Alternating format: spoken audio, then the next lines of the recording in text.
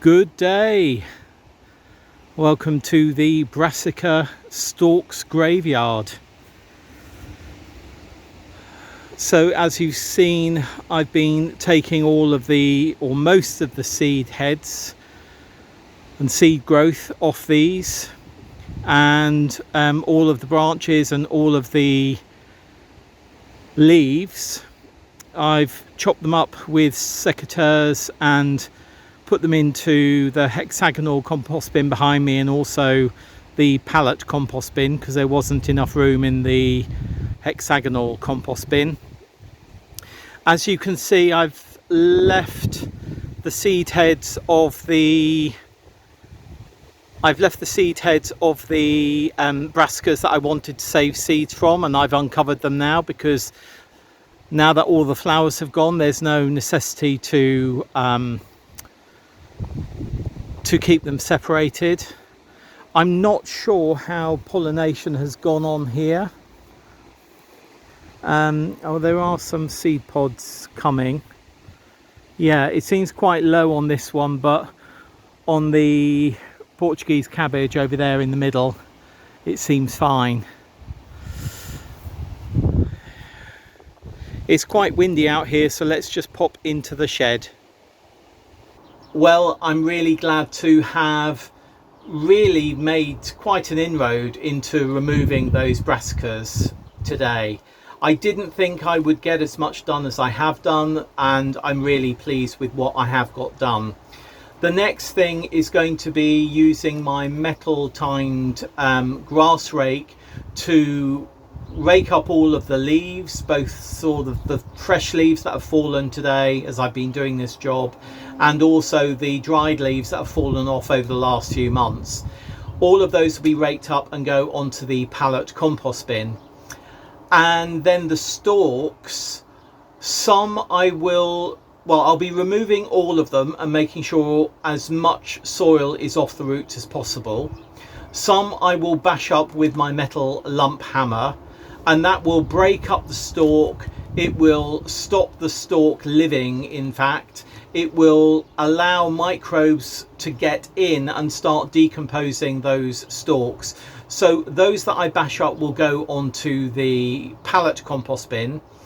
And because we don't have a lot of room in compost bins at the moment, oddly, because of the amount of grass that has been cut and other things that have been cut and gone into the pallet compost bin over the winter months, that's still decomposing, as is the hexagonal compost bin.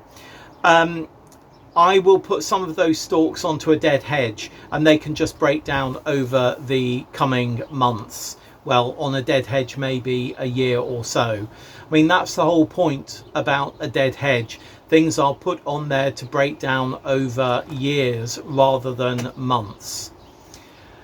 An interesting thing that I did notice, I know that the Nero di Toscana and the dazzling blue kale stalks are much narrower than the Portuguese cabbage stalks, which were quite large. But the Portuguese cabbage stalks are still quite soft, even though they might have be 3 inches across.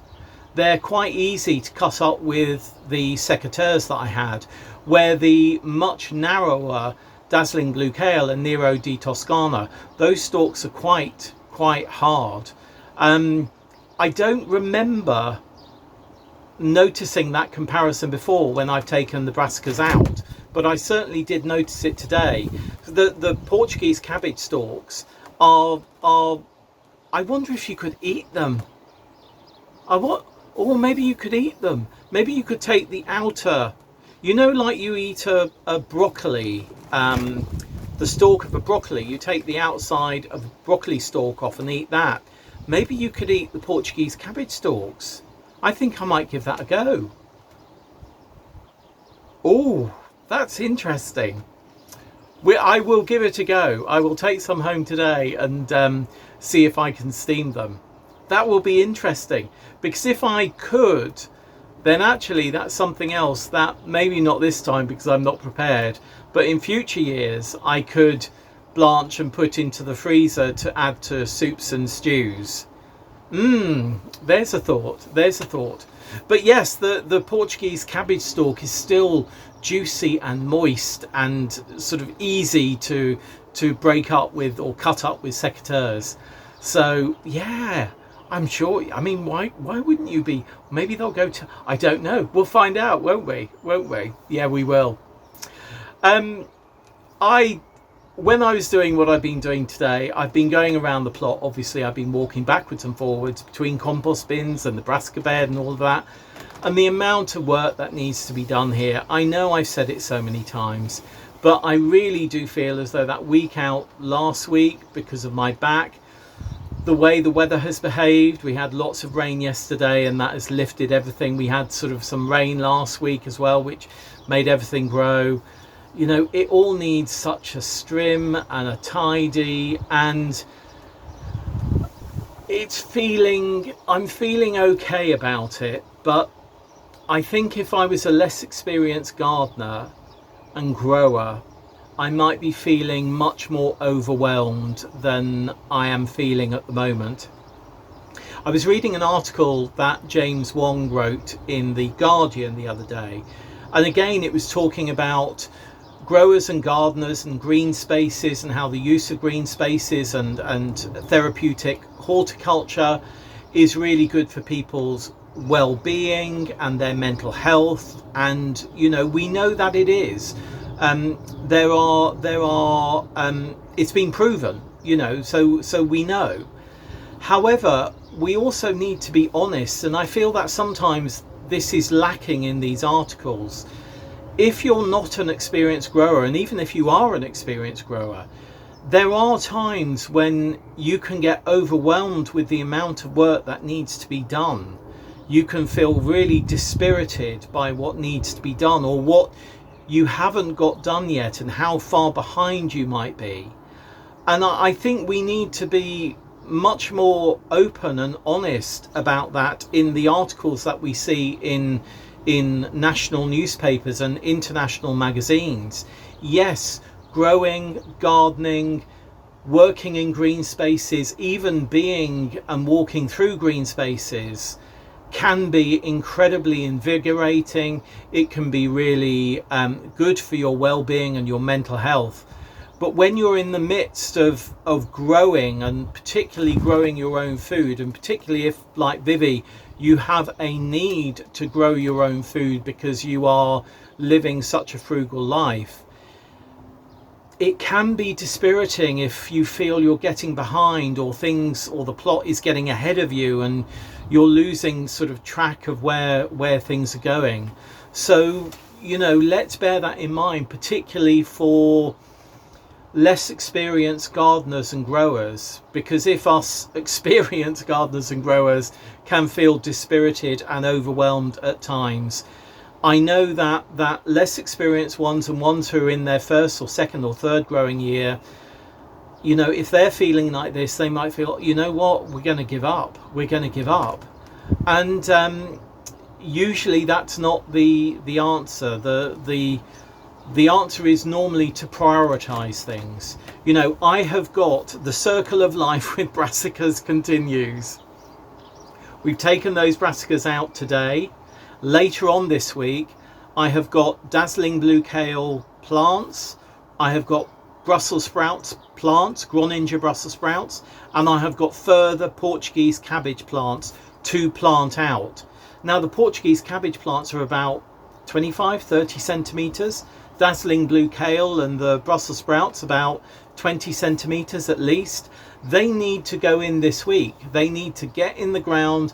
They need to get to know the soil that they're going to be growing in. They need to be covered, obviously, because we're going to have cabbage, white butterfly and all of that coming around, and aphids and all of that. You know, they need to be cared for. So their cycle of life continues as this cycle of life for this lot of brassicas comes to an end, other than the decomposing to make compost again. So, you know, when you are growing things, please try not to get dispirited. There are jobs that need to be done, so prioritize the jobs that need to be done. I do want to strim the grass. However, strimming the grass might not be the priority over getting those other brassicas in. We'll see how this week goes. I've got quite a lot of commitment to For Earth's Sake and to another client this week, so I don't think I'll be down here as much as I would have been down last week when I did my back in. So yeah, fingers crossed. And of course, as you've seen, if I haven't mentioned already, my back has improved quite significantly in the week, which is why I've been able to do what I was doing today. And of course, that bending, that stretching, the walking around, that has all helped as well. Yeah. Anyway, if you're feeling a bit behind, please don't feel dispirited. Make a list, prioritize, and get on with what you can get on with when you can get on with it. And if it's taking out brassica stalks and it takes you an hour or so to do that, then just get on and do it. See you very soon. Bye. Good day. Back at the Heritage Orchard at Vanessa For Earth's Sake in Shamley Green. Gorgeous day. We've been adding watering devices, i.e. containers, so that they can sort of drip water slowly down. Not all have them yet, but I'm really pleased to say that all of the trees have plenty of leaf growth on them, or good leaf growth. There's one there in the middle which has got a little bit at the top, but they all seem to have taken, which is really, really good. And more to go in this area here and up in the top area over there. So I'm just going to go around now and take a few photos for files for Earth's Sake. See you very soon. Bye.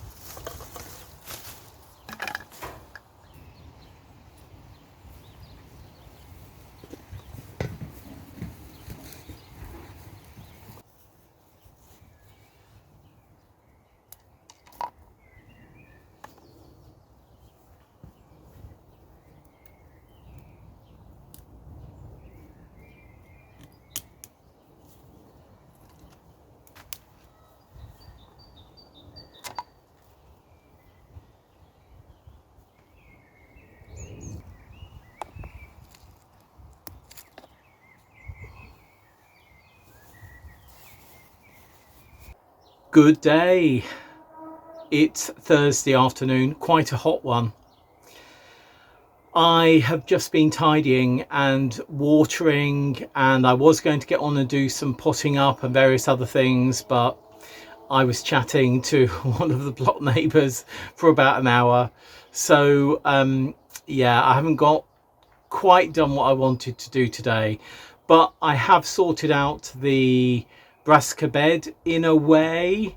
So I've taken all of the stalks out and shaken off all of or thumped off in some cases, all of the compost, and they've gone onto the dead hedge, or some of them have gone onto the dead hedge. Another area just behind the shed here that I had other brassicas in, that is now clear as well. Have I taken those stalks out? I don't think I have, no. So I've got that to do. The other one on the other side of the potato bed just has the one that we're saving seed from. But yeah, it's just been I needed this afternoon, needed a couple of hours, even if it was an hour of talking. I've taken the lettuce out, as you saw, because they've gone really quite bitter now. So taken those out, and asparagus. Num num. Num num num. Oh, that's lovely. Oh, don't tell Richard. Don't tell Richard. So we've had 10 brassica spears off those, and there were also some that I had just left. They sort of gone to flower. So I've cut those off. I should have cut them off weeks ago. I didn't. I'm not going to beat myself up about it. I've given them a good water. Things that have needed a good water have had a good water, and I'll be back down tomorrow, I think, to do more watering. We did have rain overnight. A thunderstorm was forecast, but it sort of came to nothing, I think, apart from a little bit of rain. So yeah, I've just had a pottering afternoon. The tomatoes have been hardening off, and there are some that I need to pot on. So I think that is what I'm going to do tomorrow. Potting things on, raking things, and maybe strimming things again. Yeah, we'll see. We'll see. See you again soon. Bye. Good day. Today is quite a warm day, but we've got some rain due Monday, Tuesday and Wednesday. So I've decided that I'm actually going to harvest our garlic, simply because at this stage I don't want the garlic bulbs to get too wet, because they could start to rot. And of course we have no idea what these are going to look like when we start forking them out of the ground. And it's best to use a hand fork to fork them out of the ground so that you don't damage the basal plate, especially if you're going to be storing. So this row, and this row, and up to about here in this row are Thermidrome. Then we've got rows of Messidor, and then we've got down here and up here, the end one is Primor. Now Thermidrome and Messidor are both soft neck varieties, and I can't see any scapes forming, though occasionally they do if they've been stressed. But the Primor, which as I say is at the end here, these are beginning to form scapes, which you would expect, because the reason they're called hardneck is because the base of the stalk of the scape dries and forms that sort of hard neck of the bulb that you see when you're removing cloves. So let's just have a look at some of the scapes, or one of the scapes that's forming, and I can sort of explain a bit more. So here you can see the scape. This is actually a seed head, so this part is where the flower will come, and then that will be pollinated and the seeds will come there. But this is why it's called a hardneck variety. It's because this is what these hardneck varieties are supposed to do. They grow a scape, and when you harvest them, the bulb dries obviously, and the base of this goes hard, i.e. hardneck variety. Sometimes you'll get scapes growing in soft neck varieties, and that's usually, as I said, down to it being stressed during growth. We've got quite a few sort of mixed ones. This one's done quite well, and this one, but down here, no, that one's okay, but there's one I'm not sure if you can see over there, which is quite small. Two quite small ones. In fact, when I look through, it's quite a mixed bag of growth throughout all three varieties. Yeah, right, let's get to harvesting. Putting the fork underneath and just lifting up.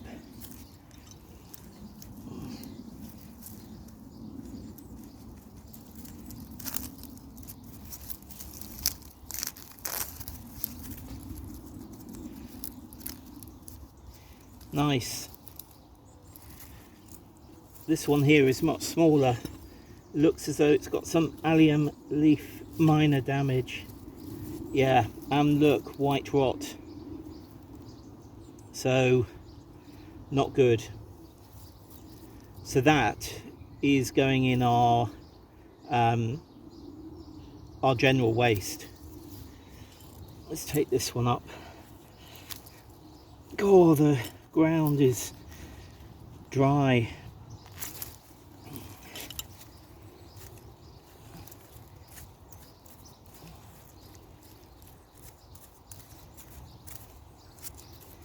Again, lovely. Right, 3 down, one of which is no good, and about another 100 to go or something. I'm just going to crack on and do these. The bed is now empty, bar a few, or 5 or 6 poppies, which I'm leaving in. And this is my dead bucket. This has got white rot garlic in it. Far too much, far too much. Let's have a look at what we've actually got. On the left is the Thermidrome. Pretty poor harvest. I mean, a decent harvest, but they haven't formed cloves. And then here we've got the Messidor, which as you can see is much whiter. And again, really, really small. Not grown this variety before.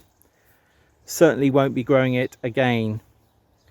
The Thermidrome, I think we planted about 3 weeks later than normal, and we've harvested a week earlier than normal, but I really don't think that would have made any difference.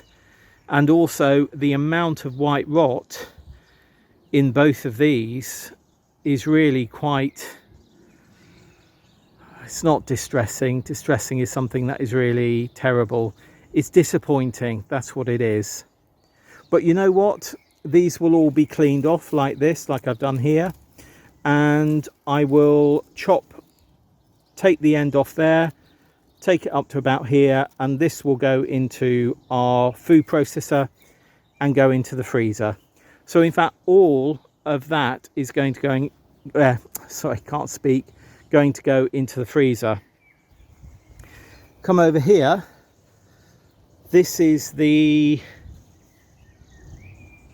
Primor, which I hadn't expected to do well. Decent bulb sizes, all corms have formed, all cloves have formed rather.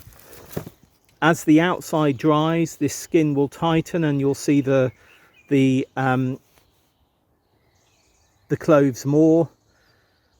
And the white rot in this was far, far less. In fact, the one that we saw me taking out was one of only 2. We had far fewer cloves of Primor, but it's definitely one I would do again. And of course I'm going to be taking the scapes off before I go home, and we'll have those in something later on today, maybe scrambled eggs. Let's just pop into the into the shed. Well, that wasn't what I had expected. I had expected the Thermidrome to do pretty well. I thought the Messidor would do okay. I hadn't grown it before. And I thought the Primor would struggle. But I was wrong, you know, and I've got scapes from it. And I would say that about 5%, no, 5, how many have we got there? Say 20. Let's say 10% had white rot. All of the rest have formed cloves and are storable, and we've got the scapes to harvest as well. The Thermidrome, boy, that did not fare well at all. In white rot terms, I think maybe 40% was white rot. In the Messidor, maybe 30% was white rot. And in all of the cases, they haven't formed proper garlic bulbs. Fascinating. Now, some people might say, well, you've harvested too early. They wouldn't have bulked up. And also, the reason I wanted to harvest them is I had a fear of white rot. I can't really tell you why, because I don't really understand why. But I had a fear that with the rain that we've got coming up and potentially over the coming weeks, it was best to get them out now, because I don't want white rot to proliferate in that soil. And of course, what has happened? We've taken them out, and it was right to take them out today, because too many of them have got white rot, and that white rot, if they had been with more rain, would have developed even more. And yeah. So all the ones with white rot will be going into a black bag and going into our general waste. Some people do compost it, but I'm not going to, because A, we don't have room in our hot bin composter, and B, I wouldn't want to put it into a pallet bin composter, because I believe that, or Dalek, because I believe that the spores can stay in that compost, and you put it out and it adds white rot to your beds. So there we are. You know, we were talking earlier in the week about disappointing results. I've loved looking at it over the winter. It's been absolutely great to see those shards of green, but the harvest that we've got from it is not good enough for us to really to carry on growing. Will we carry on growing? Yes. Will we do Primor again? Yes. Will we do Thermidrome and Messidor? Most probably not, or not until we move elsewhere. We still have some garlic left over from last year, and stupidly, I did not, when I harvested, or I separated the varieties when I harvested, but when I put them into a bag, I put them all into the same bag. So I'm not sure which ones have kept through till, well, basically kept 12 months, because we've still got them now, and they're still usable now. Others have gone papery and thin, and those, of course, have been have gone into the general compost bin, because there's no harm with that. There's no white rot or allium leaf miner on there. Very little allium leaf miner, by the way. Those are the little brown, sort of almost crustacean like creatures that are in there, the size of a grain of rice. There was only one that I have noticed that had allium leaf miner, and that was one of the Messidor.